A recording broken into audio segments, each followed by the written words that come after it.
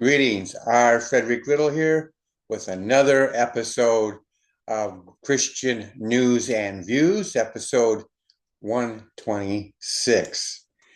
And today this is Tuesday, and we're talking actually about the Russia and Ukraine activity again, the negotiations. They haven't been going well, they're stalling. With talk stalling, this is an article I'm reading here. With talk stalling, President Donald Trump is weighing whether to abandon his efforts to achieve a peace agreement between Russia and Ukraine. The president has grown increasingly frustrated as negotiations have dragged out and is nearing his limit, three sources familiar with the situation said. They spoke anonymously because they were not authorized to speak on the record. Trump famously promised during his White House campaign to end the war in one day. He then gave himself a longer timeline, saying in January that he expected a deal within 6 months. His special envoy to Ukraine set a goal of negotiating an agreement even quicker during the first 100 days of Trump's term. But a month after Russian President Vladimir Putin effectively rejected a U.S. proposed unconditional ceasefire, which Ukraine accepted, in favor of a narrow agreement on energy infrastructure, Trump has determined that a peace deal may not be possible and could instruct his administration to pull out of talks. My whole life has been one big negotiation, and I know when people are playing us, and I know when they're not. And I have to see an enthusiasm to want to end it, Trump said Friday. And I think I see that enthusiasm to want to end it. I think I see it from both sides. The president had indicated a week earlier, as he spoke to reporters on Air Force One, that his administration would not hold endless rounds of talks. There's a point of which you have to either put up or shut up, Trump said April 12th. And after a trip to Paris on April 18th, where U.S. negotiators met with Europeans and representatives from Ukraine, Secretary of State Marco Rubio said Trump was likely to move on within days if no real progress toward peace was made. We've dedicated almost the entirety of the president's first 100 days in office at the highest levels possible to achieve a peace here, Rubio said. And if it's going to happen, we want to help. But if it's not going to happen, we need to move now because we have other things we have to deal with. A White House official not authorized to speak on the record told USA Today that Trump's domestic priorities would be a factor in the decision. The president is more likely to pull his team back if he feels negotiations are getting in the way of his domestic policy agenda. In the Oval Office, after Rubio's remarks, Trump would not say whether he was prepared to walk away, but he affirmed Rubio's comments and said that if, for some reason, one of the countries makes it very difficult, we're just going to say, you're foolish, you're fools, you're horrible people, and we're going to just take a pass. Former U.S. Ambassador to Poland, Daniel Fried, said it was not clear from Rubio's remarks what moving on from peace talks would entail. What does walk away mean?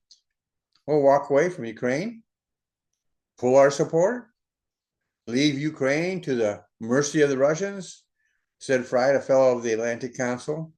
Or does it mean walk away from the talks and then decide to put more pressure on Putin and more military support for Ukraine? His language can be interpreted either way. The administration also has not said publicly whether it would allow Ukraine to purchase weapons from the United States under such a scenario. Trump has threatened additional sanctions on Russia and secondary tariffs on its oil exports if Moscow refuses to engage in the peace process. But he has held off as Steve Witkoff, his special envoy to Russia, has met privately with Putin. Retired U.S. Navy Rear Admiral Mark Montgomery, a former director from transnational threats at the National Security Council, said Russia has not been committed to the process because it has not felt enough pain from the United States. There is a 0 degrees Kelvin chance that Putin is going to enter into a deal without a maximum level of pressure applied to him, whether it's by sanctions, by increased military support, whatever, Montgomery said. Those are the kinds of things that will move Vladimir Putin. So then the U.S. Presented a peace framework. Ukraine accepted the temporary ceasefire proposal the United States put forward on March 11th. The two sides then agreed in principle to a ceasefire on energy that was never fully implemented amid disputes over the terms. A halt in fighting in the Black Sea did not go forward after Russia said it wanted sanctions lifted on some of its financial institutions to go or to implement a maritime deal. With the prospects of a ceasefire dimming, the United States said it presented a framework peace agreement this week to Russia, Ukraine, and Europe. The administration has not made the framework or document public. In an interview that the Times of London published before the announcement, Trump's special envoy to Ukraine, Keith Kellogg, suggested the country could look like what happened with Berlin, with British, French, and other troops serving as a reassurance force in the western part of the country. Ukrainian troops could patrol an 18-mile demilitarized zone, he said, that would separate the western part of the country, which is under Ukraine's control, from territory in the east now occupied by Russia. He said later on social media that he was discussing zones of responsibility for Allied forces to patrol without U.S. troops after a ceasefire and was not referring to a partitioning of Ukraine. Rubio told reporters as he left Paris that the blueprint the U.S. presented was broad and did not get into the specifics of potential security guarantees for Ukraine. Ukraine's delegation, which included President Vladimir Zelensky's top advisor, has taken the framework back to Kiev, he said. Rubio said he spoke to his Russian counterpart, Foreign Minister Sergei Lavrov, on the phone on Thursday. Kremlin spokesman Dmitry Peskov called the negotiations fairly complex after Rubio's remarks and said Russia is striving toward resolving this conflict, securing its own interests, and is open to dialogue. We are continuing to do this. Trump slammed Zelensky before the Paris talks for requesting air defense systems from the United States and suggested again that the Ukrainian leader has started the war, which began when Russia invaded Ukraine in 2022. I'm not blaming him, but what I am saying is that I wouldn't say he's done the greatest job, Trump said as he met with Italy's prime minister at the White House later in the week. I'm not a big fan. Trump told NBC he was pissed off at Putin at the end of March. He also told reporters he set a psychological deadline for Putin to agree to a ceasefire. As Witkoff prepared to meet with Putin in St. Petersburg, Trump said in a social media post April 11th that Russia had to get moving on negotiations to end the war. Brian Taylor, a professor at Syracuse University and author of the book, The Code of Putinism, that ought to be an interesting read, said the positions of Moscow and Kiev are still extremely far apart as Russia fights to subjugate and control Ukraine. Leaders of Ukraine, meanwhile, are pushing to maintain independence and sovereignty. He noted that in early April, Putin sent his foreign investment envoy, Kirill Dmitriev, to meet with Witkoff in Washington. Putin isn't really interested in a deal at this moment, but he is trying very hard to shift the blame for the lack of a deal onto Zelensky and Ukraine, and also to entice Trump with this whole parallel line of discussions about the broader U.S.-Russia relationship. So that's the news. And here's my opinion. Trump is still following this plan. The question is, will it work? I am predicting that Trump may actually walk away as a way of putting pressure upon Putin. He's quite aware of who Putin is, how hard it is to deal with him. And so he may walk away, but not permanently. He may say permanently. The thing about Trump in my opinion, the thing about Trump is that he lets other people talk, some authorized, some not. And it creates a world of uncertainty, which plays to his strength, not Putin's. In fact, and plays to Putin's weakness, because Putin, as strong as he is, and as strong as he feels he is, he still has some weak points. There's a strong undercurrent in his government, from everything I've ever read and heard, that a lot of pressure there for him to end the war. They want him to end it on a positive note, but if he can't end it on a positive, it seems to be increasing that they want him to end the war, because it's costing the country thousands of lives, millions, billions of dollars, and now with Ukraine attacking inside Russia with their drones and such, the populace is beginning to understand the truth. See, Putin controls the communications in his own country. So he's been lying to the people, and he's the only source of information that they have. So they've had either believe him or not. Well, now the truth is starting to come out. Now, I'm not saying that the Russian people have any sympathy for Ukraine. They kind of side with Putin. They want Ukraine to be part of Russia, and they tend to be in favor of the war. But now they're beginning to hear that the war is not going the way it was supposed to go. It's starting to strike home closer and closer. And in some cases, depending upon where they live, right in their backyards. So this is something that time is on the side of Ukraine in that sense. Ukraine's been suffering too, so that counters the time aspect. But Ukraine is fighting for their very lives. A ceasefire, even a temporary ceasefire, would be welcome, but it won't solve it. There has to be, I think Russia has to leave. This partition idea, I grew up doing that when it was that way with Berlin. And it was a relief when President Reagan got that wall torn down. He was the impetus. He was the one that told them, tear that wall down. And eventually he put enough pressure on them, and there was pressure from other sources as well, that that wall came down. And when that wall came down, then truth began to be broadcast to the people, say, in Poland. And now they're an independent country. When the Soviet Union fell, Poland and other states that had been under the Soviet Union became free, and that included Ukraine.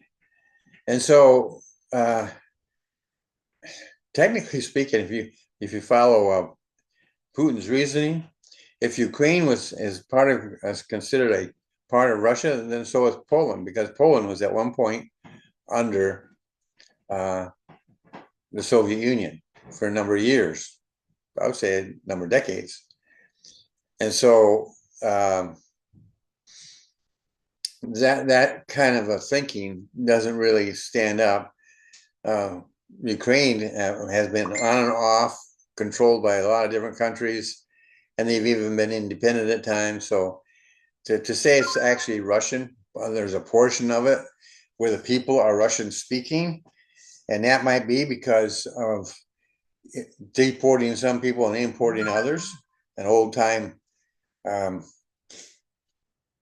idea that if you go to Israel, the Israelites were deported by the Romans, and the Arabs came in, took it over, claimed the land. Well, guess who's back? The Israelites controlling it. They turned the desert into a very beautiful and prosperous land again. It was once known as the land of honey and grapes. It's getting that way again, or is already that way. So that argument that because they once controlled a portion, or they once controlled that portion of Ukraine, that makes it part of Russia is itself dubious, just historically speaking. So I think that Putin's going to be putting pressure on, or rather, Trump's going to be putting pressure on Putin. In the meantime, Zelensky is biding his time. Trump has come up against the Putin that Zelensky knows, but instead of resisting and adding wood to the fire, the Ukrainian president has been approving the United States plans, even though they may have he may have had to do some hard negotiating within his administration to get people to agree to that. But I think he thinks that once Trump meets up with the Putin that he knows, which now Trump has, that Trump will not totally withdraw from the plan. I don't know Zelensky that well, but I think that he may be hoping that Trump is everything that Trump says he is, and which I think he is. And that Trump will be able to pull out an agreement that will force Putin out of Ukraine, and that which would endanger Putin's rule. So this is a ground that is going to be hard to find out how that really goes. But the only way they're going to have a success is, I think, have a third party like the United States negotiating it. Trump is getting very impatient with them. He doesn't have a lot of patience with fools, and I think that he might back off. There's a very good possibility he'll pull out. I think if he does, I think it would be temporary. However, if Putin still doesn't get the message and still doesn't start negotiating seriously, then Trump might pull out. And that raises the question, what if Putin still resists? Then I wouldn't be surprised if the president turned back to Ukraine. Will he provide additional support? Will he send in American troops? No, that last one I can answer right off the bat. No, he won't. That would be against his philosophy of government. It'd be against the American people. Would be very upset with anything like that, and so that's not going to sell. And it's just not even on the table. Additional support for Ukraine, on the other hand, especially if it doesn't involve troops, and the only troops that we have there now are those that guard the embassy, which is normal around the world. And so, again, there would not be that kind of support. But I do believe that he might resume any material support that may be paused at the moment. One thing about Trump, if he promises to support you with, say, tanks and things of this nature, they're going to get to you in the proper amount of time. Just dragging it out, what I call slow walking it, I don't think that would be a thing that he would support. Now, here's another question. Would this start World War III? And I don't believe so. Well, you say, why? You got Russia there. You got Russia on the other side. Aside from Ukraine, you got all Europe. And if the United States supports, Russia might launch an attack against the United States. Putin may be insane and stubborn, but I don't think he's stupid. And he knows right now, without the United States involved Europe, if he was to go to war against Europe, it wouldn't last very long. Europe would be severely damaged. Russia would be destroyed.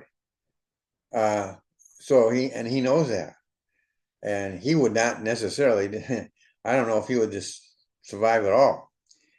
For that reason, I believe if Russia attacks anyone, especially an attack, a nuclear attack, which would destroy civilization as we know it, it would be Israel that he would attack, because that's the scenario we find in the Bible. If the last major there's two wars that the Bible talks about. One, Russia comes down into Israel.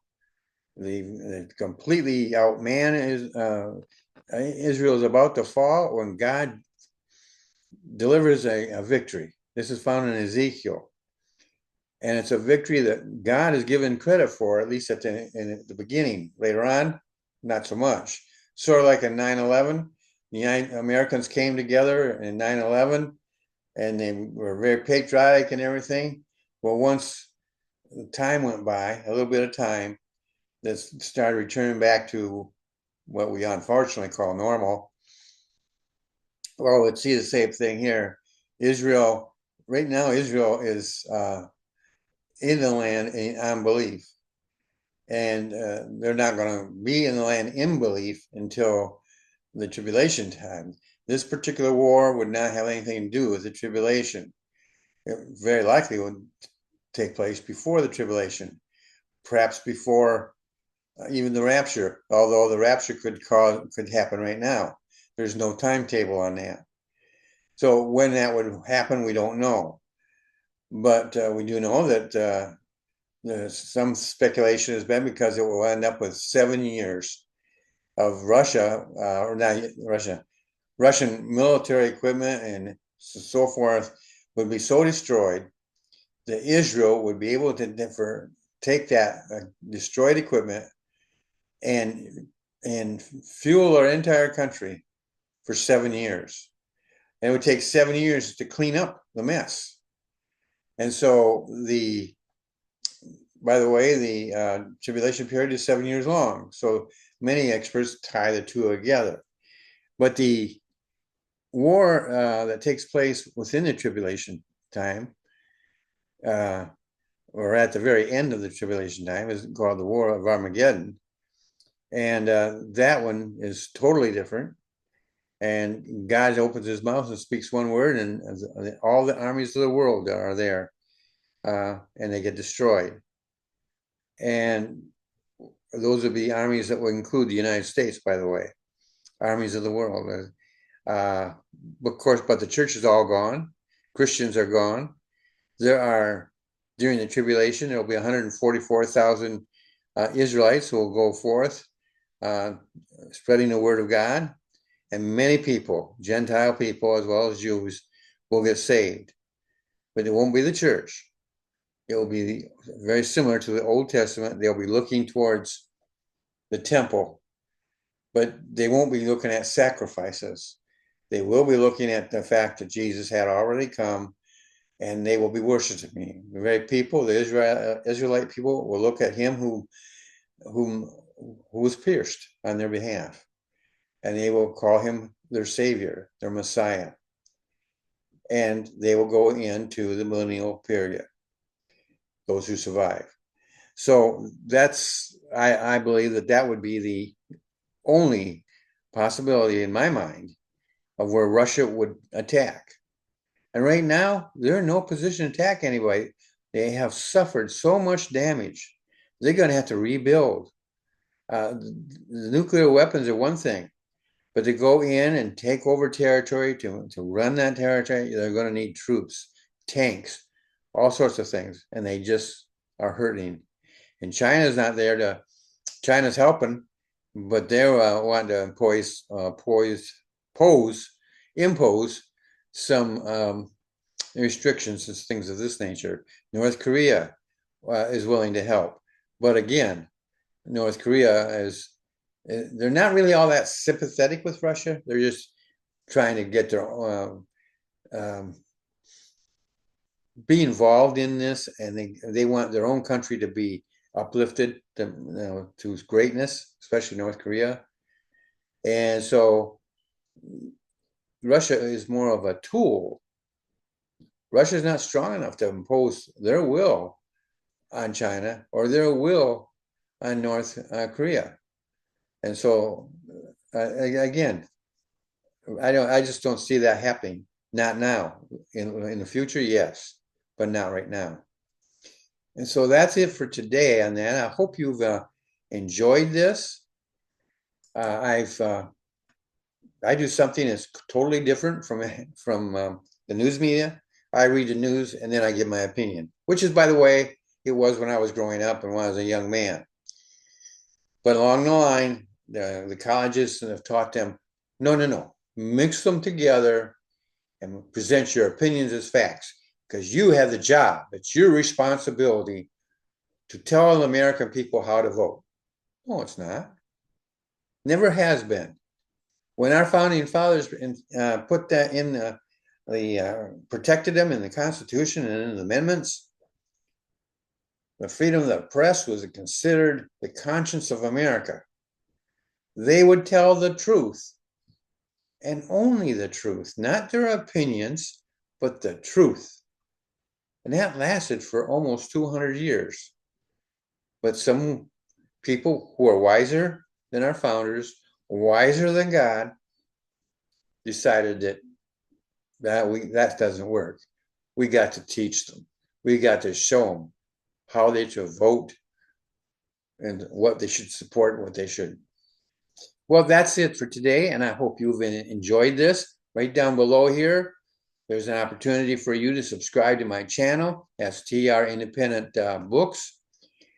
And excuse me, when you support the this channel, which is TR Independent Books, you get Christian News and Views, which you're watching right now, but you also get Becoming a Published Author is Fun, where I give free advice to anybody who wants to be a Christian indie author. This is a Christian business, a Christian publishing business, and so we're looking for Christians who want to become a published author. And we have two courses. We have, well, actually one course was called Basic Authors Training, which teaches you how to write, and then it ends up with you being a published author. The other one is you have already written a book or are in the process of putting it together. You don't need me to teach you how to write. And so, you're going to end up being published. That is, those two services are sponsoring this podcast and the other one. And I just am encouraged when you subscribe to my channel, because when you do that, it makes me want to do all the more to inform you, encourage you, and inspire you to be the best that you can be, whether it be an author or an American citizen simply trying to understand the news from a Christian point of view. That's it, and I hope to see you in the next episode.